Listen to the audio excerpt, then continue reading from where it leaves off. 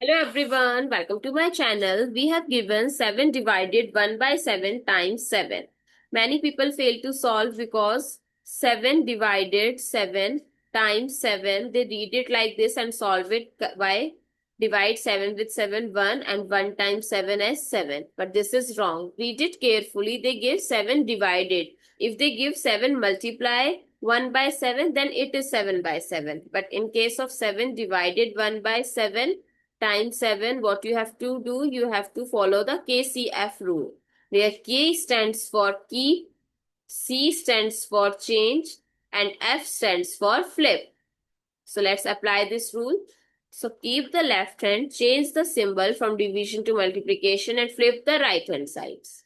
So it becomes 7 times 7 times 7. 7 times 7 is 49 times 7, which is equals to 343. So this is the correct answer, not 7. I hope it's clear and you find it useful. So don't forget to share your feedback through like, share, comment, and subscribe to my channel. Thanks for watching. See you in the next video.